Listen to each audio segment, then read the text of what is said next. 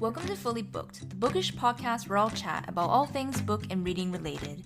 Whether you're a new or a pro reader, there's something for everyone to learn. I'm here to help you on your reading journey and find that next great read that will keep you fully booked.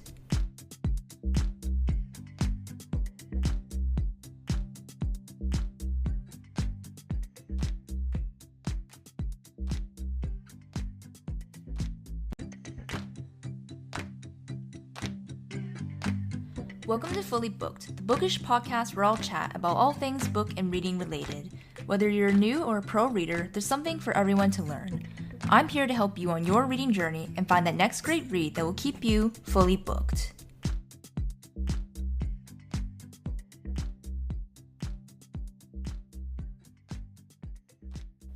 Hello readers, and welcome to episode 5 of Fully Booked. I'm your host, Natalie, and today's episode will be a reading wrap-up for July and August. For future episodes, the goal will be to do 1 month at a time, but since I launched this podcast later than expected and still wanted to include a wrap-up for July, I thought I would try to squeeze 2 months worth into one episode. Hopefully this episode won't be too long, but just in case, I'd prepare your favorite snack or drink and get settled in for this one. Also, 3 out of 5 of my top read books I talked about in episode 3, i.e. what I've read so far in 2024, I read in July, so I will not be talking about them again here. If you want to hear more about those 3 books, be sure to check out episode 3 of the podcast for more details on my thoughts. With all that being said, let's get started on what I read in July and August. So I see people in the book community give stats and reviews in a number of methods in these kinds of reading wrap-ups, but I thought it'd be fun to try pulling numbers from my story graph to not only tell you what books I read, but also see my reading progress in terms of completion pace and other factors.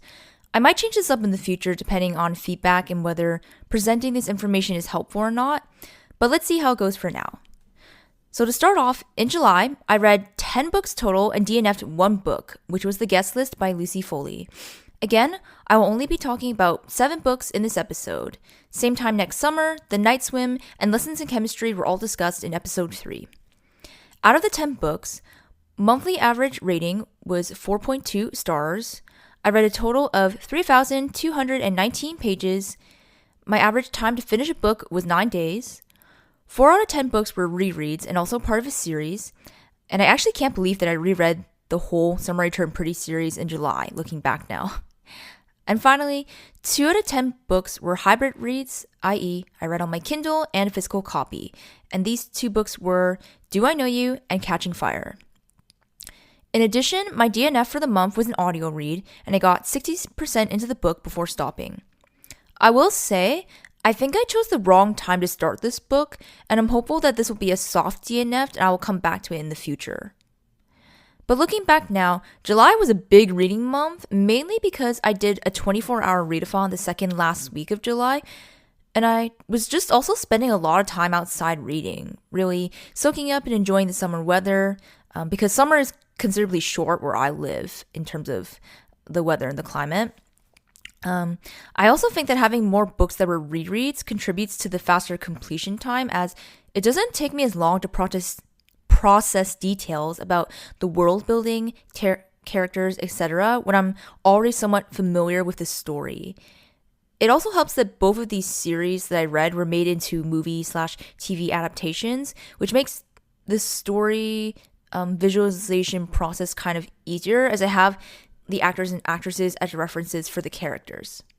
Anyways, moving on to August, I read a total of 7 books and DNF'd 3 books, which were It Happened One Summer by Tessa Bailey, We Were Liars by E. Lockhart, and Wildfire by Hannah Grace. Out of the 7 books, I had a monthly average rating of 4 stars. I read a total of 2,253 pages. Average time to finish a book was 10 days. 2 books were rereads. 1 book was a hybrid read, i.e. read on my Kindle and a physical copy, which was Mockingjay. And for my 3 DNFs, the average percentage read up to was 40%. It's interesting to see how much I was reading literally the month before and how my reading dipped a bit in August.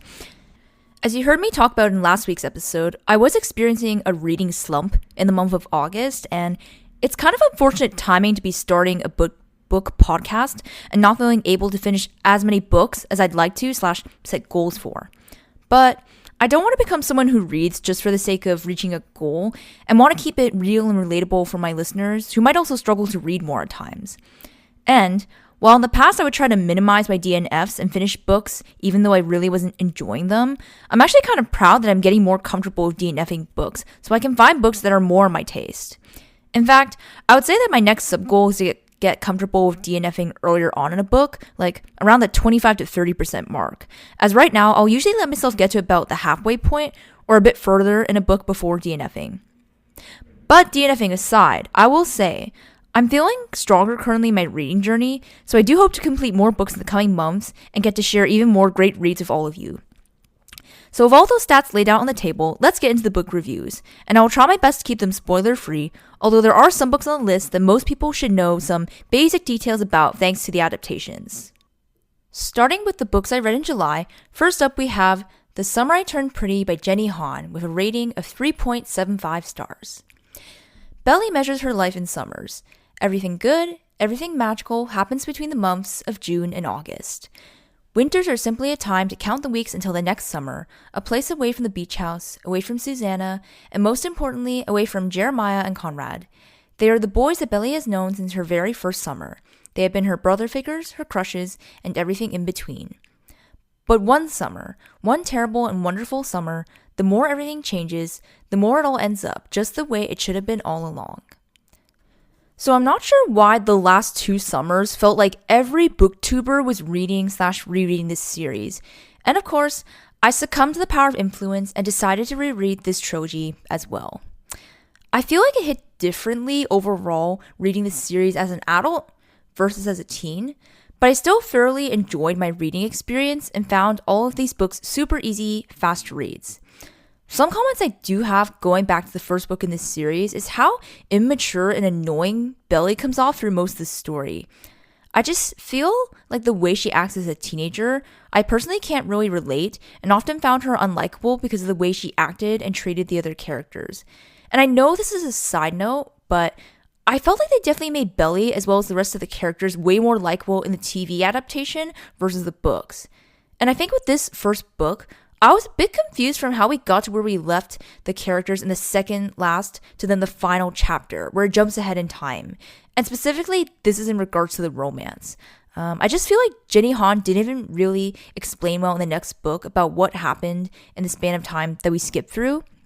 But the drama and tension, especially with the brothers' love triangle, is what kept me coming back, wanting to find out more despite some of the annoyances in this book. Which leads to the next book, It's Not Summer Without You by Jenny Han with a rating of 4 stars.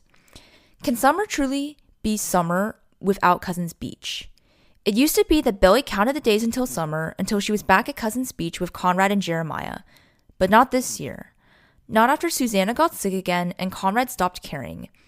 Everything that was right and good has fallen apart, leaving Belly wishing summer would never come. But when Jeremiah calls saying Conrad has disappeared, Belly knows what she must do to make things right again. And it can only happen back at the beach house, the 3 of them together the way things used to be. If this summer really and truly is the last summer, it should end the way it started, at Cousins Beach. So usually with trilogies, the second book ends up being the best as you've already been introduced to the characters and the world and the plot starts to thicken. Although this is usually more so with fantasy. I'm not sure if I can entirely speak for romance trilogy/series. However, with this one, I felt like the story was a big transition filler, as in not much actually happened, and it was more reflecting on the recent past events and how the characters felt about them afterwards. And of course, there's back and forth in terms of Belly's feelings between Jeremiah and Conrad, and she supposedly makes a choice at the end of this book. I think why I rated this book higher than the first one was that Jenny Han at least attempted to have Belly come to a hard realization about her feelings for Conrad versus Conrad's feelings towards her and tries to move the story forward. However, my opinion is that it's basically inevitable that Belly will end up with / choose Conrad no matter how much conflict is written into the story. It's just so obvious the way she always moons over and waits around for him at many points in the story so far, and honestly, it ends up making me feel a bit bad for Jeremiah. Which leads me to the last book, We'll Always Have Summer by Jenny Han with a rating of 4.25 stars. It's been 2 years since Conrad told Billy to go with Jeremiah.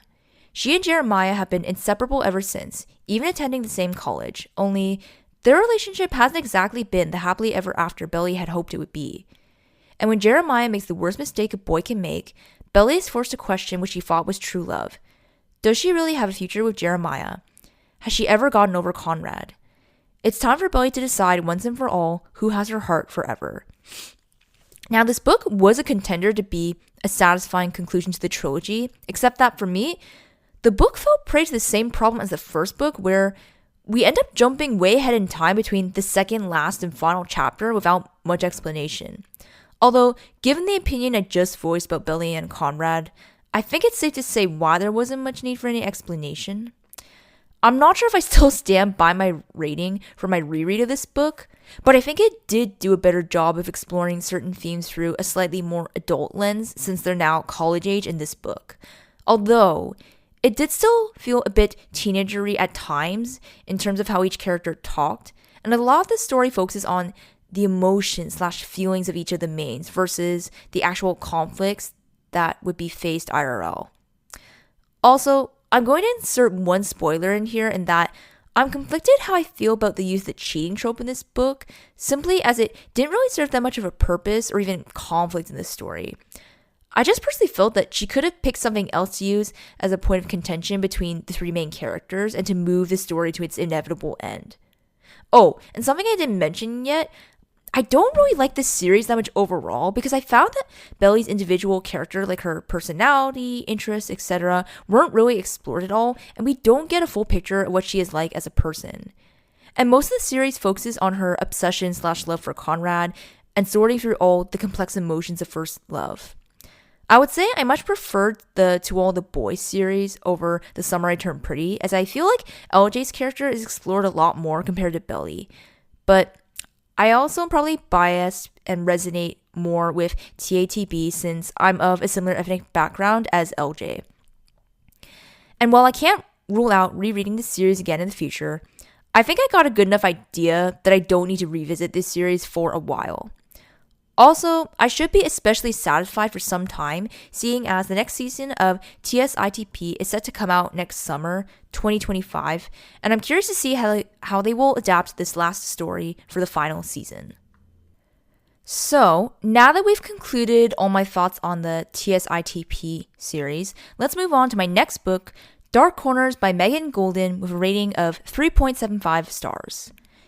Terrence Bailey is about to be released from prison for breaking and entering, though investigators have long suspected him in the murders of 6 women. As his freedom approaches, Bailey gets a surprise visit from Madison Logan, a hot young influencer with a huge social media following. Hours later, Madison disappears, and police suspect she's being kidnapped, or worse. Is Madison's disappearance connected to her visit to Bailey? Why was she visiting him in the first place? When they hit a wall in the investigation, the FBI reluctantly asks for Rachel's help in finding the missing influencer. Madison seems only to exist on social media. She has no family, no friends, and other than in her posts, most people have never seen her. Who is she really? Using a fake Instagram account, Rachel Kroll goes undercover to BuzzCon, a popular influencer conference where she discovers a world of fierce rivalry that may have turned lethal. When police find the body of a woman with a tattoo of a snake eating its tail, the FBI must consider a chilling possibility. Bailey has an accomplice on the outside and a dangerous obsession with influencers, including Rachel Kroll herself. Suddenly a target of a monster hiding in plain sight, Rachel is forced to confront the very real dangers that lurk in the dark corners of the internet.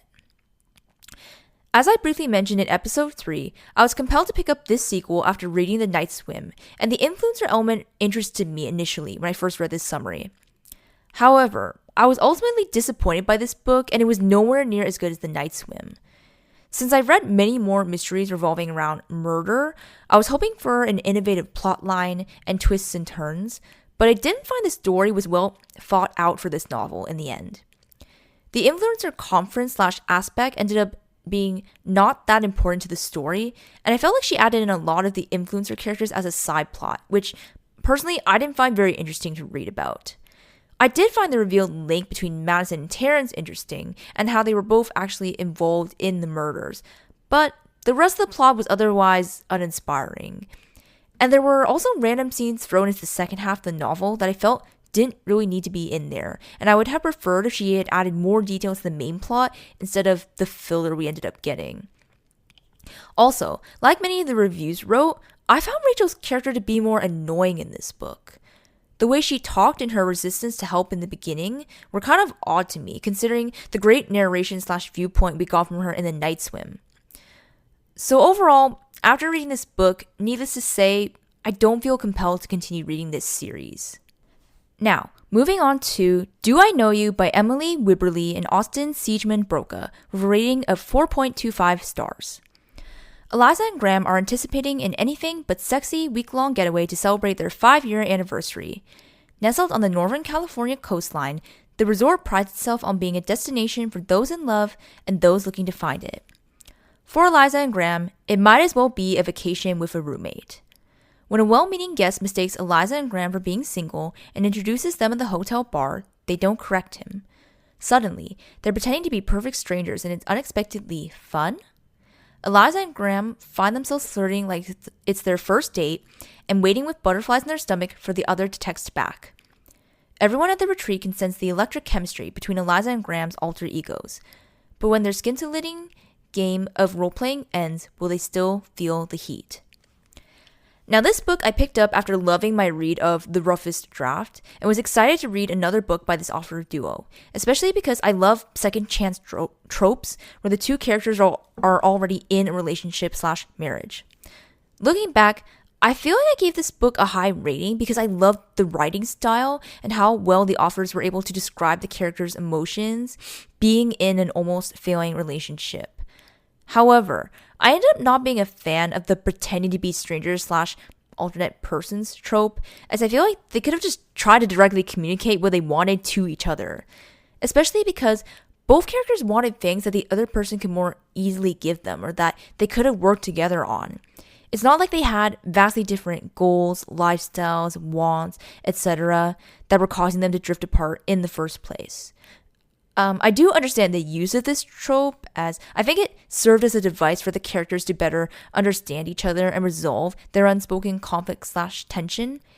And it also made for a fun read at times, with the humorous situations that were created and showing us the chemistry between the two mains, despite being in a rocky place in their marriage. But overall, I'm just not personally a fan of this type of trope or anything that it can technically encourage further miscommunication or letting the characters indirectly avoid their issues. So I feel like my rating this book could go down because of that. Now, if you were also a fan of The Roughest Draft, you might like this book as the writing style is similar and if you like romance stories centered around marriage. So next up on my list, we have Catching Fire by Suzanne Collins with a rating of 4.5 stars. Against all odds, Katniss Everdeen has won the Hunger Games. She and fellow District 12 tribute Peeta Mellark are miraculously still alive. Katniss should be relieved, happy even. After all, she has returned to her family and her longtime friend Gale. Yet nothing is the way Katniss wishes it to be. Gale holds her at an icy distance. Peeta has turned his back on her completely, and there are whispers of a rebellion against the capital, a rebellion that Katniss and Peeta may have helped create. Much to her shock, Katniss has fueled an unrest that she's afraid she cannot stop. And what scares her even more is that she's not entirely convinced she should try. As time draws near for Katniss and Peeta to visit the districts on the capital's cruel victory tour, the stakes are higher than ever. If they can't prove without a shadow of a doubt that they are lost in their love for each other, the consequences will be horrifying. In Catching Fire, the second novel of the Hunger Games trilogy, Suzanne Collins continues the story of Katniss Everdeen, testing her more than ever before, and surprising readers at every turn. I don't remember when or why I decided to reread the Hunger Games series this year, but I definitely don't regret diving back into this world. And as I mentioned in episode 2 of the podcast, dystopian novels made up a lot of my teenage years of reading, and it's likely I'll reread another series after I'm done Hunger Games to continue chasing that nostalgic feeling. And specifically, I really want to pick up the Divergent series again and then rewatch the movies like I did with the Hunger Games.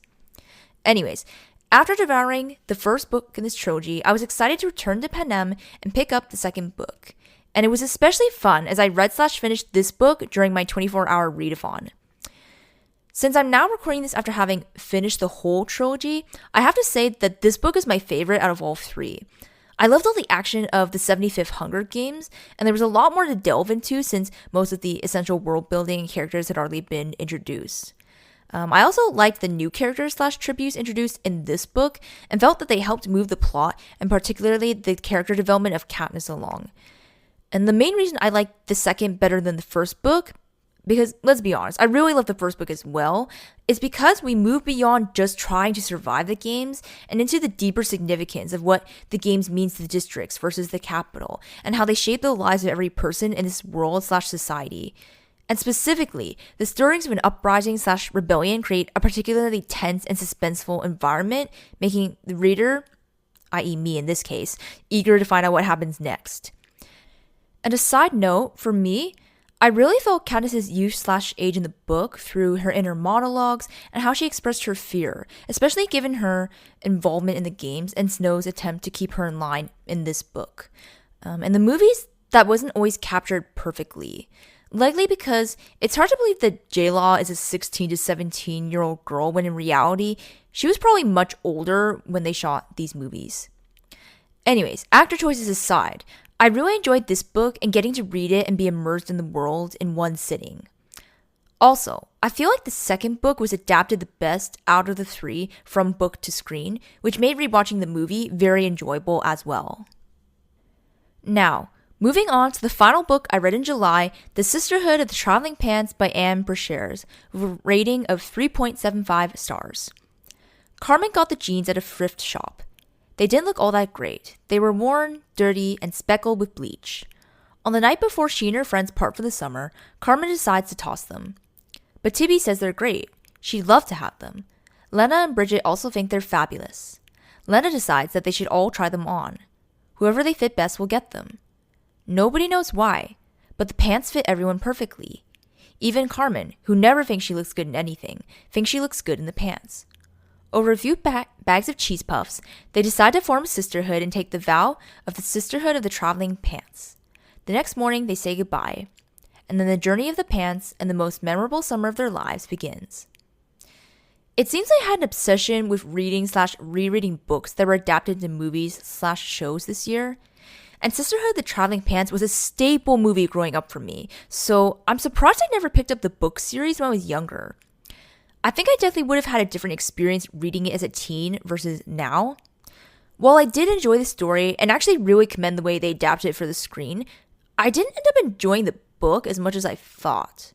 There are a lot of details they changed or excluded from the books to the movie, some for good reason, but others not.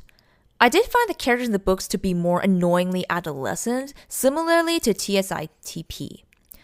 While I could sympathize with the situations that each girl went through, very much so at times, I found Lena the most annoying / whiny in the books, and it was frustrating watching her let the summer / her life literally pass her by when she could have taken a lot more action to express and be herself. Now, if you guys can't tell, I can't stand whiny characters in books who feel the need to let others swoop in and take what they want, and get repeatedly stuck in this cycle of inaction. I prefer characters with sunnier disposition, like Bridget. Despite the character annoyances, though, I found this book to be a very nostalgic read, even with the style of writing.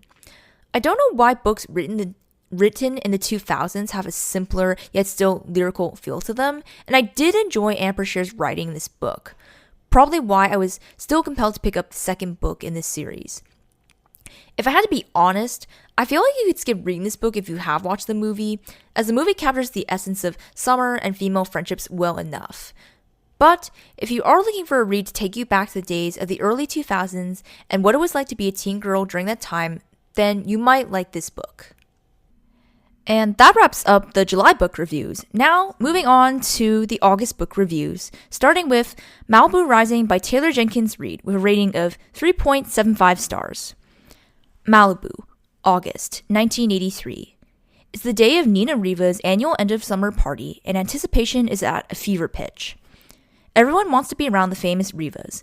Nina, the talented surfer and supermodel, brothers Jay and Hud, one a championship surfer, the other a renowned photographer, and their adored baby sister Kit. Together, the siblings are a source of fascination in Malibu and the world over, especially as the offspring of the legendary singer Mick Riva. The only person not looking forward to the party of the year is Nina herself, who never wanted to be the center of attention, and who has also just been very publicly abandoned by her pro tennis player husband. Oh, and maybe HUD, because it is long past time to confess something to the brother from whom he's been inseparable since birth. Jay, on the other hand, is counting the minutes until nightfall, when the girl he can't stop thinking about promised she'll be there. And Kit has a couple secrets of her own, including a guest she invited without consulting anyone. By midnight, the party will be completely out of control. By morning, the Riva mansion will have gone up in flames. But before that first spark in the early hours before dawn, the alcohol will flow, the music will play, and the loves and secrets that shaped this family's generations will all come bubbling to the surface. Malibu Rising is a story about one unforgettable night in the life of a family, the night they each have to choose what they will keep from the people who made them and what they will leave behind. First off, I will say that I do enjoy TJR's writing style and the world and characters she builds in her novels, but I have a disclaimer. Something I finally realized is that I'm not a fan of family dramas or novels centered around families. I've tried so hard to try all kinds of novels and authors, but this trope is just not for me for the most part. Which is all because I enjoy other types of literary fiction that is more character driven.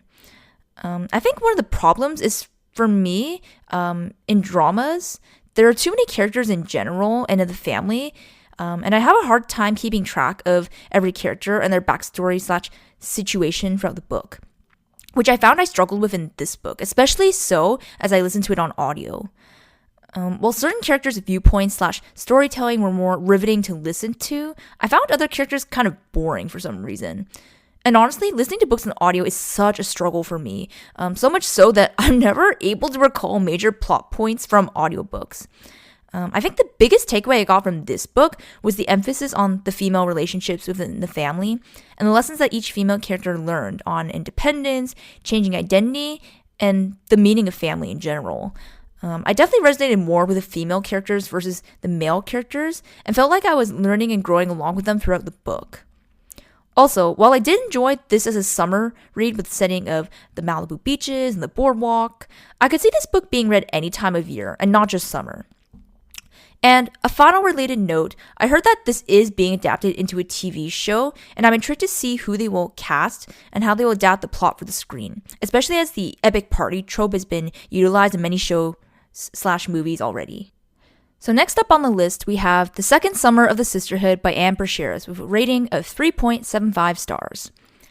With a bit of last summer's sand in the pockets, the traveling pants in the sisterhood that wears them embark on their second summer together. Bridget impulsively sets off for Alabama, wanting to both confront and avoid her demons, but she can't keep the truth from the pants. Carmen is concerned that her mother is making a fool of herself over a man. When she discovers that her mom borrowed the pants to wear on a date, she's certain of it. Tibby makes a movie she'd like to be proud of, while the pants keep alive the memory of a friend who could see beyond appearances. Lena has spent months hiding from love, only to find that she's at least ready to put on the pants and let them lead her where they will. And so we return to the world of the sisterhood and the magical traveling pants. Unfortunately, I feel like this book suffered the same fate / problems as the first book. I enjoyed Bridget's story the most out of the four, as well as Brian's character and Tibby's story. But yet again, I was annoyed by Lena and also Carmen this time. Carmen's behavior towards her mother in this book was especially bratty, and I can't imagine how someone could behave like this even feeling the pain that she did. I think the most devastation is revealed near the end of the book in Lena's story, and I admit that I did feel for her then and in the grief of her first heartbreak. But at the moment, I'm not feeling very convinced to continue this series. Part of me has curiosity to see where the author takes these girls next, especially as we venture onwards through young and then full adulthood. We'll have to see if my curiosity ends up getting the better of me or not. But anyways, the next book that I read in August was Heartbones by Colleen Hoover with a rating of 4 stars. Life and a dismal last name are the only two things Bea Grimm's parents ever gave her. After carving her path all on her own, Bea is well on her way to bigger and better things, thanks to no one but herself. With only 2 short months separating her from the future she's built and the past she desperately wants to leave behind, an unexpected death leaves Bea with no place to go during the interim. Forced to reach out to her last resort, Bea has to spend the remainder of her summer on a peninsula in Texas with a father she barely knows. Bea's plan is to keep her head down and let the summer slip by seamlessly, but her new neighbor Samson throws a wrench in that plan. Samson and Bea have nothing in common on the surface. She comes from a life of poverty and neglect. He comes from a family of wealth and privilege. But one thing they do have in common is that they're both drawn to sad things, which means they're drawn to each other.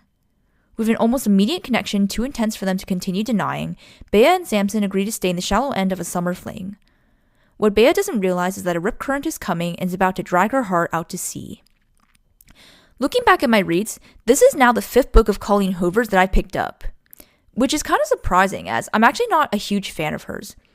I think the reason I keep coming back to her novels is that there's some sort of addictive quality to her style of writing.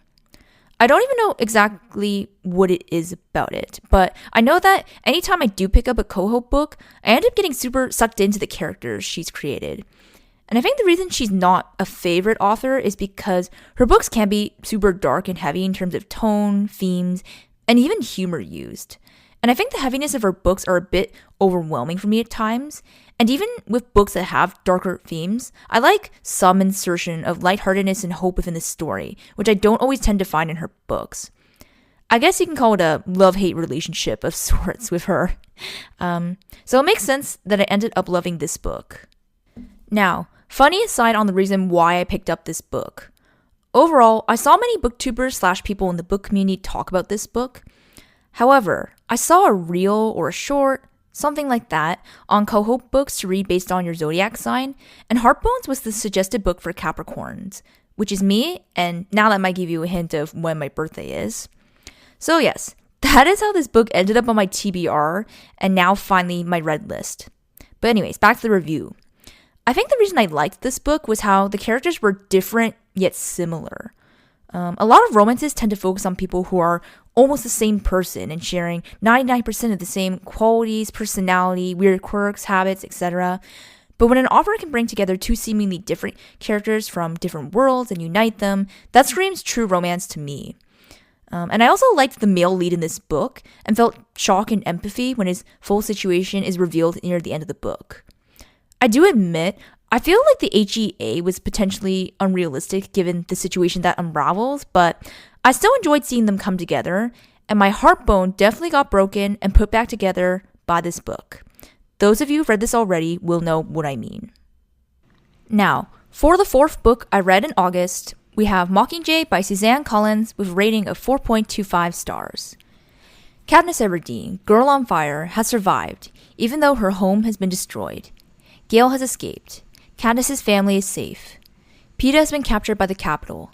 District 13 really does exist. There are rebels. There are new leaders. A revolution is unfolding. It is by design that Katniss was rescued from the arena in the cruel and haunting Quarter Quell, and it is by design that she has long been part of the revolution without knowing it. District 13 has come out of the shadows and is plotting to overthrow the Capitol. Everyone, it seems, has had a hand in the carefully laid plans except Katniss. The success of the rebellion hinges on Katniss's willingness to be a pawn, to accept responsibility for countless lives, and to change the course of the future of Panem. To do this, she must put aside her feelings of anger and distrust. She must become the rebels' Mockingjay, no matter what the personal cost. So, for the final book in this series, I have a potentially controversial opinion. I'm not sure if anyone else will agree here, but I did skim some entertaining reviews on Goodreads that would agree with me.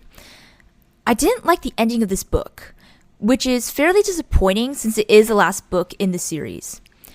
Just after all the fighting, torture, anger, and fear built up in the previous 2 books, I expected a way more epic ending to the showdown between the Capitals and the Rebels, or specifically Katniss and Snow.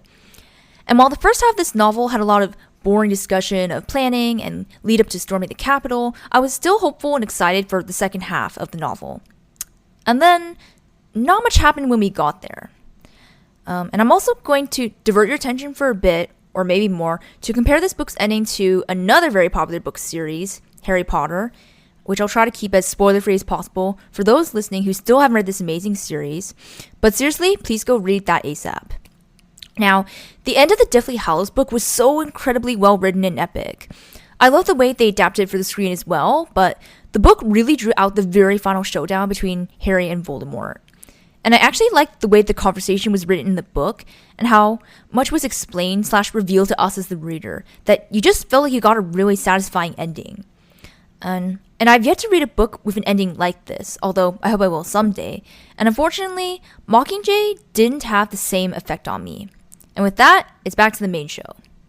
So yes, I expected a final epic showdown and conversation between Katniss and Snow, likewise what Rowling did with Harry and Voldemort. But up to the very last part of the very last chapter and epilogue, I honestly found the ending and come down of this book kind of depressing in terms of where / how the characters ended up in the new world or their tragic death. Even though good prevails in the end of this book, it didn't feel as satisfying with how the events end up playing out. And there's a lot of waiting and agony in the last half of the book for the characters. I can't speak as to how I felt when I first read this book because I have a goldfish memory for like 95% of my life.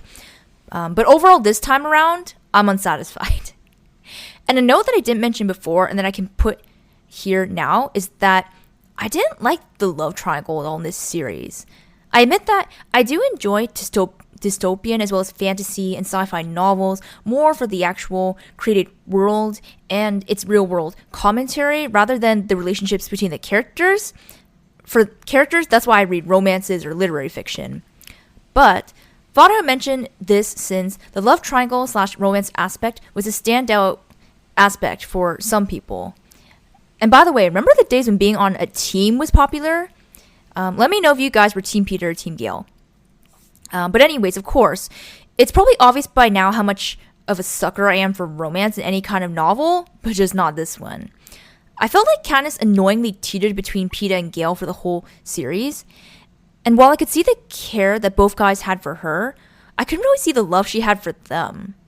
I felt like this series, along with its prequel, Ballad of Songbirds and Snakes, used the love grown from circumstance / necessity trope, if that's a thing, with both of our main characters, which is kind of ironic in a way. But yeah, this kind of love doesn't feel as romantic and believable to me. As for Katniss, it feels like she just chose the person in the end who was simply just there, and not out of any real love with a foundation of trust, respect, fondness, or even any physical or emotional attraction towards the other person. I could even go as far to say that maybe this series didn't need a romance subplot, but that could be going far, as the characters of Gale and Peeta could have been less appealing to us if they weren't also being presented as potential lovers for our main character. And it did make for a very good movie series. Okay, that review ended up being way longer than I thought. In the end, would I say rereading The Hunger Games was worth it? Yes. Would I read the series again? Maybe. Would I recommend it to someone who hasn't read it yet? Yes. So, hopefully that gives you enough of my thoughts on Mockingjay as well as the series overall. Okay, moving on to the next book I read, which was The Paradise Problem by Christina Lauren, with a rating of 3.25 stars. Anna Green thought she was marrying Liam Weston for access to subsidized family housing while at UCLA. She also thought she'd signed divorce papers when the graduation caps were tossed, and they both went on their merry ways. 3 years later, Anna is a starving artist living paycheck to paycheck, while West is a Stanford professor. He may be one of 4 heirs to the Western Foods conglomerate, but he has little interest in working for the heartless corporation his family built from the ground up. He is interested, however, in his $100 million inheritance. There's just one catch. Due to an antiquated clause in his grandfather's will, Liam won't see a penny until he's been happily married for 5 years. Just when Liam thinks he's in the home stretch, pressure mounts from his family to see this mysterious spouse, and he has no choice but to turn to the one person he's afraid to introduce to his 1%er parents, his unpolished, not-so-ex-wife. But in the presence of his family, Liam's fears quickly shift from whether the feisty, foul-mouthed, paint-splattered Anna can play the part to whether the toxic world of wealth will corrupt someone as pure of heart as his surprisingly grounded and loyal wife. Liam will have to ask himself if the price tag on his flimsy cover story is worth losing true love that sprouted from a lie. Surprisingly, even though I loved Love in Other Words, this is only the 3rd Christina Lauren book I've picked up, and unfortunately, like the Unhoneymooners, I didn't like this one. I'm not sure if the authors based the family in the book off of the real Weston family and their enterprise, literally the same name IRL for those of you who aren't Canadian, but I had absolutely no interest reading about the family members and their drama. I personally felt that the book caricaturized the rich characters, and it didn't feel realistic to read about at times. I liked the female main Anna quite a bit, and her sunny and quirky personality saved a lot of this book for me. But I mainly picked up this book for a fun romance read and wasn't satisfied in the end. I didn't feel that much chemistry between the two leads for some reason, and there were also some spicy/lusty scenes and talk in the middle to end of the book that I could have done without. I admit that I'm now a bit fearful of picking up another Christina Lauren book, as I've heard that they're all rom-coms besides Love in Other Words, which again is the only book I've thoroughly enjoyed of theirs so far. I'm going to try to not give up hope, but needless to say, I will not be picking this book up again. Anyways, moving on to the next book, we have a novel love story by Ashley Poston with a rating of 4.5 stars. Eileen Merriweather loves to get lost in a good happily ever after. The fictional kind, anyway. Because at least imaginary men don't leave you at the altar. She feels safe in a book, at home, which might be why she's so set on going to her annual book club retreat this year. She needs good friends, cheap wine, and grand romantic gestures no matter what. But when her car unexpectedly breaks down on the way, she finds herself stranded in a quaint town that feels like it's right out of a novel. Because it is. This place can't be real, and yet she's here in Aloriton, the town of her favorite romance series, where the candy store's honey taffy is always sweet, the local bar's burgers are always a little burnt, and rain always comes in the afternoon. It feels like home. It's perfect and perfectly frozen, trapped in the late author's last unfinished story. Elsie is sure that's why she must be here, to help bring the town to its storybook ending. Except there's a character in Aloriton that she can't place. A grumpy bookstore owner with mint green eyes, an irritatingly sexy mouth, and impeccable taste in novels, and he does not want her finishing this book. Which is a problem, because Elsie is beginning to think the town's happily ever after might just be intertwined with her own. You guys, I don't even know where to start with this one. I really enjoyed reading The 7-Year Slip last fall, and of course, I was excited to pick up her latest release. I was also hesitant as a lot of booktubers I watched gave this a lower rating, and I can see why. I think overall, Ashley Poston's writing and ability to interweave the lives of each character, especially our two mains, saved the day, and why I ultimately rated the book highly. I also love the magical realism element in her books, but especially this one, with being set in a literal, fictional book town with all of its characters. And I think for the first half to 2/3 of this book, I was enjoying the setting more than the actual plot or romance. Actually, I was genuinely confused how or why our two leads were going to end up together, as not much happened in the first half of the book between them, and they didn't seem to be that romantically compatible. And then things started picking up, and the last 20% of the book, whoa boy, did so much happen in a short span of time. I kind of wish she had kept the pacing of the plot more steady throughout the book, as the end really hit me hard, and I didn't see that character reveal coming. If you know, you know. Also, I was a bit confused why she threw in some of those events at the end. I feel like she could have skipped most of it and wrapped up the book sooner. But I was very satisfied by the end of the book and would even consider rereading this just for the sake of the last 20% or so of the book. It was that good. If I had to rank, I would still say The 7-Year Slip is my top read of hers, and then A Novel Love Story. But I think Ashley Poston is overall becoming a favorite author of mine, and I will be picking up whatever book she releases next. And finally, the last book I read in August was The Fault in Our Stars by John Green, with a rating of 4.75 stars. Despite the tumor shrinking medical miracle that has bought her a few years, Hazel has never been anything but terminal, her final chapter inscribed upon diagnosis. But when a gorgeous plot twist named Augustus Waters suddenly appears at Cancer Kids support group, Hazel's story is about to be completely rewritten. Insightful, bold, irreverent, and raw, The Fault in Our Stars is award-winning author John Green's most ambitious and heartbreaking work yet, brilliantly exploring the funny, thrilling, and tragic business of being alive and in love. Now, it has been quite a while since I've read this book, or any book of John Green's for that matter. While I love his books, I feel like I've just moved away from the contemporary YA genre in general the older I get. However, I was quite surprised to find how much I enjoyed rereading this and forgot how great his writing is. For me, the banter and conversations in this book make me feel like this is the OG of any moody, existential crisis teenager, while still having a lot of wit, humor, and lovable characters. And I think John Green is one of the few male authors whose writing style I find very suited to my tastes in terms of word/language choice, underlying tone, etc., as some male authors just tend to rub me the wrong way. What I also found refreshing about this story was how much the two leads cared not only for each other, but also their loved ones, and especially Hazel's care for her parents. I'm assuming that by now, everyone knows this is a story about two terminal cancer teenagers, Hazel and Gus. But while so many of the other books I read recently had a lot of whiny teenage girls, Hazel actually had a heart, and a lot of the book was actually her concern for what would happen to her parents after her apparently inevitable death. And her hesitation to fall for Gus was also that much more understandable, and how much she cared about not hurting him and leaving him behind. Overall, I just loved the quietness that the book showed in talking about and showing what it's like to live life terminally while celebrating what infinities we do have the chance to experience. If you can't tell, I love alluding to book quotes. Now, I'm not going to say how this book ends for those who haven't read or watched the movie, but I will say you're going to need the tissue box for this one. And I expect to cry just as much rewatching the movie, yet I can't wait. And that concludes my July and August reading wrap-up.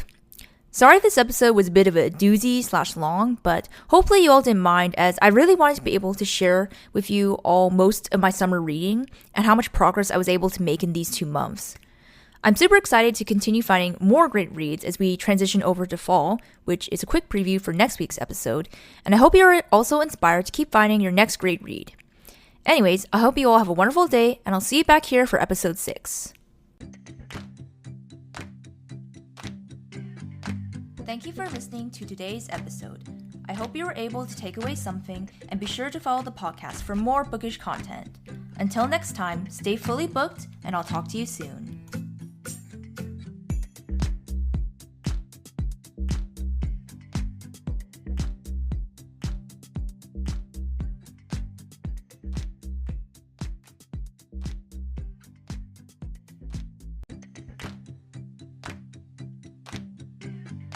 Thank you for listening to today's episode.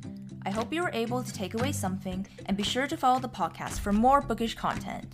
Until next time, stay fully booked, and I'll talk to you soon.